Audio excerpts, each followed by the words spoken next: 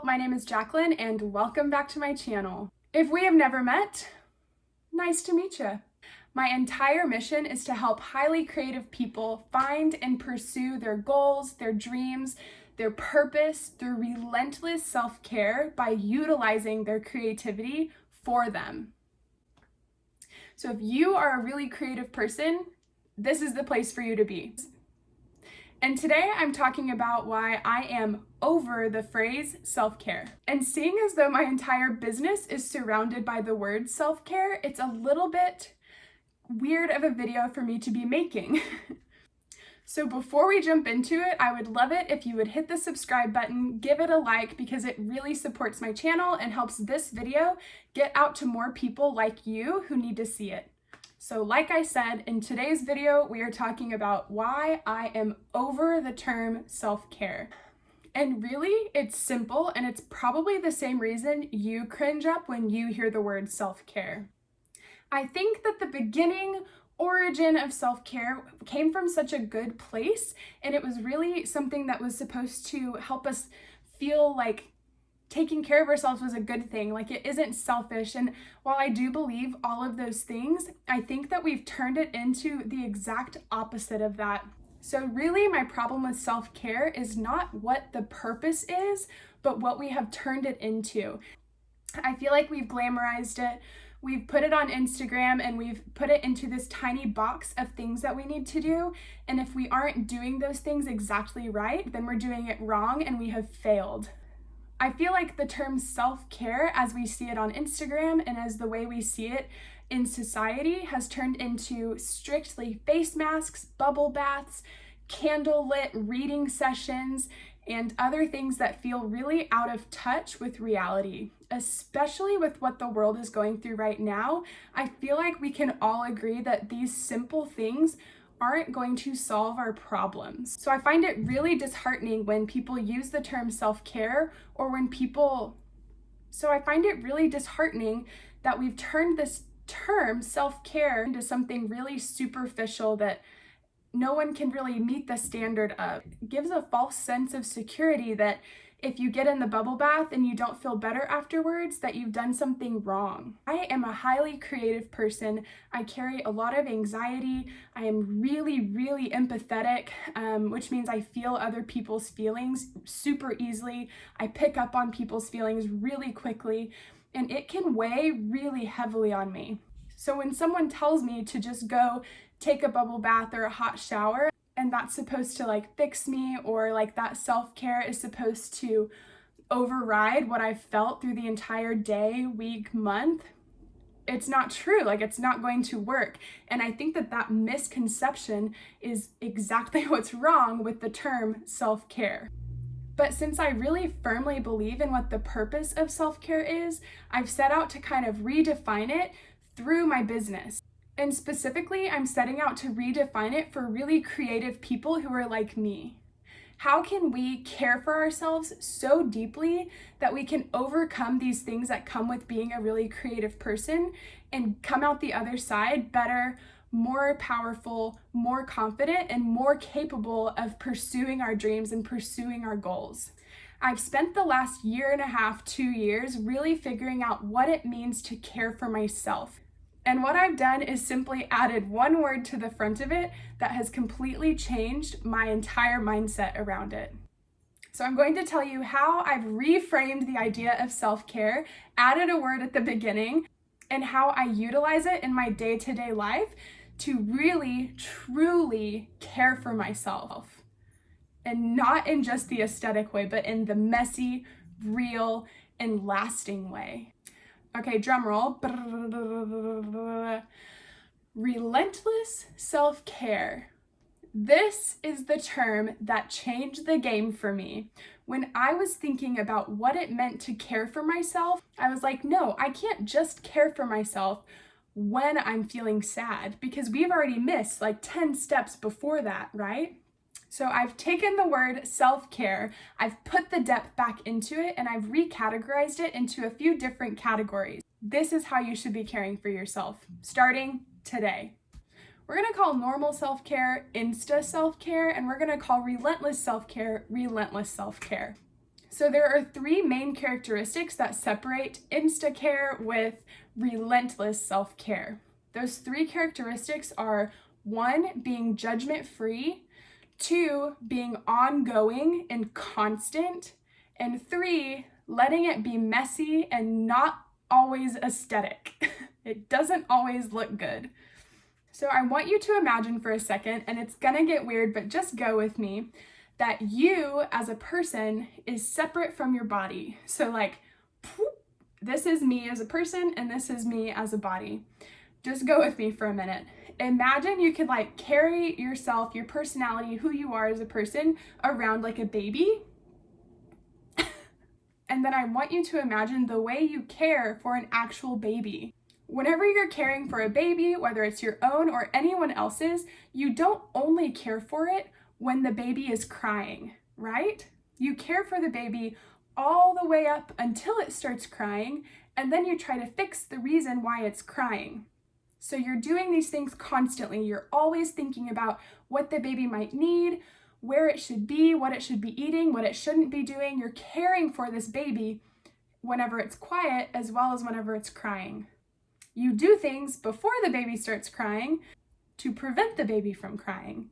And then when the baby does cry, you don't judge it.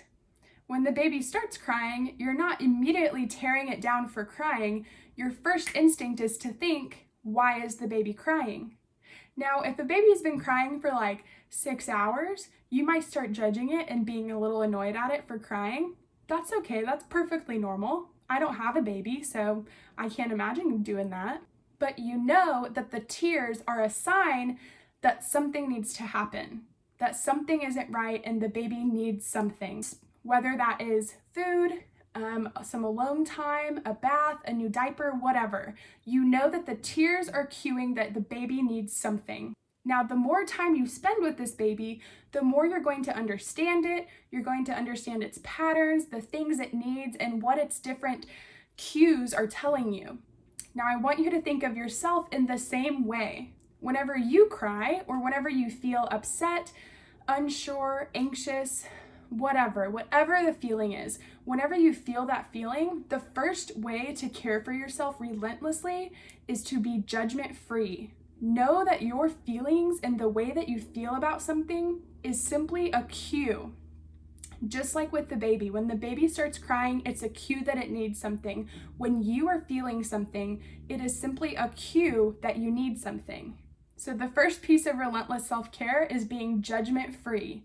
Do not judge yourself for what you are feeling, how you are feeling, when you are feeling those things. Those things are yours to feel. Let the feelings be a cue. You see where my baby analogy has gone? The second characteristic of relentless self-care is it being ongoing and constant. When we think of Insta self-care, we think of something that you do once a week, twice a week, on a Friday night, if there's nothing else going on. And relentless self-care is the opposite. It is ongoing and constant. Every single thing I do is a way that I care for myself. And the same goes for you right now. You are either currently caring for yourself well or caring for yourself not well. And you are doing it constantly. Every decision you make is a decision you are making for yourself. You are not making decisions for others. You are making decisions for yourself. So when you're able to reframe your thinking like this, you are able to fit self-care into your day. It no longer becomes something that you have to put into your schedule because it's something that is ongoing and constant. So an example for me is this. When I wake up in the mornings and I make my bed, put clothes on and brush my hair, brush my teeth, put deodorant on, I'm caring for myself well. When I wake up in the mornings, especially during quarantine, and I keep my pajamas on, I don't brush my hair, I leave my bed unmade, and maybe I just brush my teeth, I'm still caring for myself, but the first way, I'm caring for myself significantly better, more relentlessly, ongoing and constantly. The second way, where I forgot to brush my hair, I didn't put new clothes on, I'm still caring for myself, but I'm not giving myself that A+ treatment that I deserve. Another way, I know for me personally, if I drink a lot of caffeine, or really right now during this pandemic, if I drink any caffeine, I will feel anxious for days. So I get the choice. I get the choice to care for myself well or to care for myself not as well. And when I am relentless about caring for myself well, I choose to drink drinks that don't have caffeine in them. And while I love Diet Coke, I love Diet Coke, I can't have it right now because I know that I am worth more than sitting in a pool of anxiety because I had too much Diet Coke and the caffeine made my brain do crazy things. So I want you to look at your life, look at the decisions you make, and think, how can I care better for myself in the little decisions each day? What I eat, what I do, how I think, who I talk to, what are the things I can do each day? So Relentless Self-Care is made up of 3 smaller parts, and we've covered the first 2, judgment-free and ongoing. The third one is messy and not always aesthetic. So this one is kind of the opposite of that Insta self-care, caring for yourself in ways that are messy, imperfect, and not always Instagram worthy. So this one I think is so important and is so easily left out of what we see on the internet, what self-care normally looks like. Letting your self-care be imperfect, letting your self-care be messy is so important to the longevity of it. If you cannot give yourself the grace and the space to let your self-care be imperfect and to fail and to do it wrong and to mess up, then you will not be able to do the other 2. So what are some examples of messy self-care? What do I mean by this? So if you've ever heard the phrase, imperfect action is better than perfect inaction, I don't know where that phrase came from, but it is a good one, and it is completely applicable here. Taking action and starting right now is 10 million times better than trying to learn all about self-care and then starting to care for yourself well. So some ways that I personally have self-sabotaged and done the opposite of this are not starting a journaling practice because I didn't have the right journal, or I didn't have a cute journal, I didn't have the right pens, I didn't know how. All of those reasons were reasons that I delayed journaling for years. I started journaling back in December as a way to better care for myself, and it has changed my life. It has been messy, it has been imperfect, but when I gave myself permission to do it wrong and to do it messy and to do it imperfectly, I finally was able to stick with it. Another way that I let myself do it imperfectly is by setting up habits and then forgiving myself when I don't do them every day. I like to wake up a little bit early. I like to go downstairs, feed the dog, turn on the oil diffuser, clean up my space, journal, pray, meditate, all of these things that I like to do every single morning. But for years, I didn't do it because I knew that I would miss a day. And then I thought if I missed a day, there was no way that I could just pick right back up because I had already failed. I had to start over, make a new game plan. But with this, I'm able to give myself grace from the start, give myself space right from the get-go to do it wrong. So I know these are the things that I like to do in the morning, but some days I only do this one. And some days I don't do any of them. And that's okay, that's part of it. I'm doing it imperfectly. I'm taking messy action. So I want to challenge you to find something that you've been self-sabotaging, something you've been wanting to do, whether it's starting a journaling habit, picking up a new hobby or skill that brings you joy, that lights you up, calling a therapist, calling the doctor, whatever that thing is for you that you've been putting off because you can't do it perfectly, because it's not going to be correct, and just do it. Do it imperfectly, do it messy. It does not need to look aesthetic. You are not caring for yourself for Instagram. You are caring for yourself for you. And that is the third piece that wraps up what relentless self-care means. Whew. Okay, so that was a lot. To recap, when I say relentless self-care, I'm talking about self-care with these 3 pillars or principles: judgment-free, constant, and messy, imperfect action. When you have these 3 pillars as a part of your daily, ongoing, constant self-care routine, you will be unstoppable. And I know this because it has been true for me.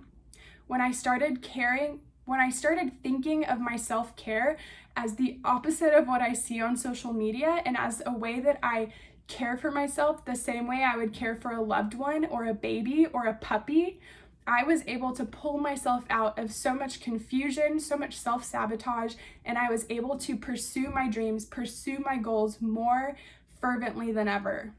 And I want the same thing to be true for you. So I want to encourage you to take action, care for yourself deeply because you are so deserving of it. Self-care does not need to look pretty, and honestly, if it does, you're probably missing some of the most important parts. So that is why I am so tired of the term self-care and how we see it portrayed in movies and in grocery stores and what I am doing about it. I am so passionate about helping creative people who are just like me find and pursue their passions through relentless self-care, through understanding yourself and knowing that you are worth caring for yourself. You are worth understanding and loving. And whenever you are able to do that for yourself, you'll be able to pursue those dreams, pursue those goals in a way you didn't know was possible. So if you liked this video, hit the subscribe button, hit the like button. It really supports my channel. So if you have watched all the way to the end, leave a comment and let me know. And let me know what other videos you would like to see. Would you like to see more about self-care, how I do my journaling practice, how I incorporate creativity and self-care together? Let me know what you want to see and I will create some videos. So I can't wait to hear from y'all. Thank you so much for watching and I will see y'all in the next one.